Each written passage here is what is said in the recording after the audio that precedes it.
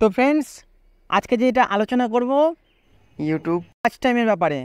আমরা যে যতদূর জানি 4000 ওয়াচ টাইম 4000 আওয়ার যদি এক বছরে কমপ্লিট করতে পারি তবে আমাদের চ্যানেল মনিটাইজিং হবে।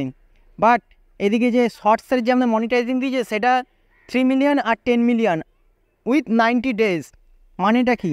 তো এটা মানে অনেকে কনফিউশন থাকে, যে অনেকেই বলে যে 90 ডেজের মধ্যে যদি আমরা 3 মিলিয়ন কমপ্লিট করতে পারি তো পরবর্তী 90 ডেজের মধ্যে আমরা 10 মিলিয়ন কমপ্লিট করলে হয়ে যায়। কিন্তু না, এই যে 90 ডেজ যে আছে সেটার মধ্যেই তোমাকে 3 মিলিয়ন কমপ্লিট করতেই হবে, আর 10 মিলিয়নও কমপ্লিট করতে হবে তোমাকে। মানে টোটাল 10 মিলিয়ন কমপ্লিট করতে হবে। 10 প্লাস 3 তেরো নয়, অন্য 10 মিলিয়ন শুধু 90 ডেজের মধ্যে। এবার ধরে নাও তুমি 90 দিনে 3 মিলিয়ন কমপ্লিট করলে, তো পরবর্তীকালে 91 ডেতে কী হবে তোমাদের আমি বলে দিচ্ছি।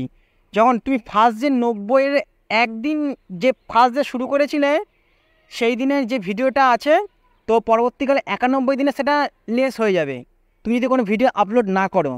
তো যদি তুমি আপলোড করতে থাকো তো পরবর্তীকালে কোনো না কোনো সময় তোমার তো ক্রাইটেরিয়া পূরণ হতে হবেই, যে 3 মিলিয়ন থেকে তোমার 10 মিলিয়ন কোনো না কোনো সময় যাবেই তুমি যদি রোজ আপলোড করো। তো নির্ভয় থাকো, কনফিডেন্ট থাকো, তোমার চ্যানেল মনিটাইজিং হবেই। তো রেডি থাকো নেক্সট ভিডিওর জন্য।